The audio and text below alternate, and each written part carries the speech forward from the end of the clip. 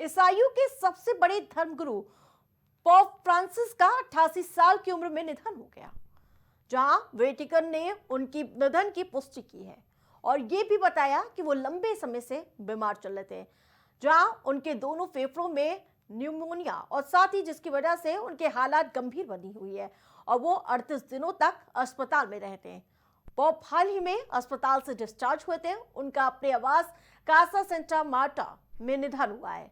जी हाँ, pope Francis ने बीते रविवार को ईस्टर के मौके पर सरप्राइज पब्लिक अपीयरेंस भी दी थी। उन्होंने सेंट पीटर स्क्वायर से 35,000 लोगों की भीड़ का हाथ मिलाकर अभिवादन स्वीकार किया था। पोप फ्रांसिस को उनकी सादगी के लिए जाना जाता था। वो व्यक्तिगत रूप से गरीबों और हाशिए पर रहने वाले लोगों से मिला जुला करते थे। उन्होंने गरीबी, असमानता और अप्रवासियों के अधिकारों पर हमेशा से जोर दिया था। पोप फ्रांसिस के निधन पर पूरी दुनिया के राजनेताओं ने शोक व्यक्त किया है। बता दें कि प्रधानमंत्री नरेंद्र मोदी ने पिछले साल G7 समिट में पोप से मुलाकात भी की थी। उन्होंने भारत आने का न्योता भी दिया था। कहा यह भी जा रहा है कि वो इस साल के अंत में भारत आ भी सकते थे। फिलहाल पोप के रुखसत होने से दुनिया भर में शोक की लहर है।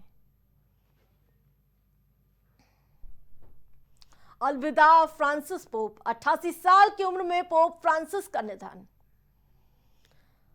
कार्डिनल ने फ्रांसिस को 266वां पोप चुना था। पोप का पद संभालने वाले पहले गैर यूरोपियन। 2013 से अब तक इस पद पर थे तैनात पोप। जहां आपको बता दें कि सोलवे के इस्तीफे के बाद उन्होंने पदभार संभाला था। 88 साल की उम्र में पोप फ्रांसिस का निधन हो गया है।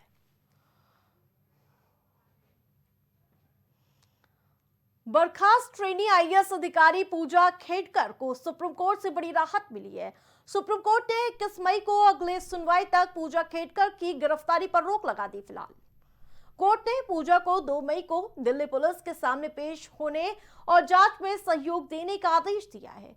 हालांकि कोर्ट ने चेतावनी देते हुए कहा कि अगर जांच में सहयोग नहीं किया तो अदालत सख्त फैसला लेगी। पूजा की अग्रिम जमानत की याचिका पर न्यायमूर्ति बीवी नागरत्ना और साथ ही सतीश चंद्र शर्मा की पीठ ने सुनवाई की। बता दें कि बर्खास्त ट्रेनी आईएएस अधिकारी पूजा खेडकर 2024 में सुर्खियों में आई थी, जब उन पर ओबीसी आरक्षण कोटे का दुरुपयोग कर आईएएस की नौकरी हासिल करने का आरोप मढ़ा था, जिसके बाद उन्हें आईएएस परिवीक्षा 1954 के नियम के तहत, जहां 12 के नियम के तहत पूजा खेडकर को तत्काल प्रभाव से भारतीय प्रशासनिक सेवा से मुक्त कर दिया गया। दरअसल पूजा ने 2020 से 21 में ओबीसी कोटे के तहत पूजा दिलीप राव और साथ ही आपको बता दें कि परीक्षार्थी बनकर परीक्षा दी थी। हालांकि वो परीक्षा नहीं निकाल सकी, जिसके बाद 2021-22 में सभी अटेम्प्ट पूरा हो जाने पर ओबीसी और साथ ही दिव्यांग व्यक्ति कोटे के तहत परीक्षा में शामिल हुई और इस परीक्षा में उन्होंने पूजा मनोरमा दिलीप खेडकर नाम से यानी कि उस नाम का इस्तेमाल किया और 821 रैंक हासिल की। फिलहाल इस घटना के बाद से पूजा खेडकर बर्खास्त चल रही हैं और गिरफ्तारी के भी कयास भी लगाए जा रहे हैं।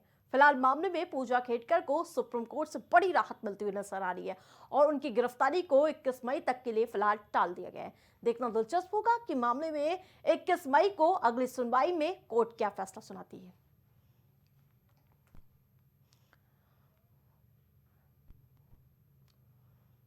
राष्ट्रपति में मेरे साथ फिलहाल इतना ही। देखते रहे प्राइम टीवी।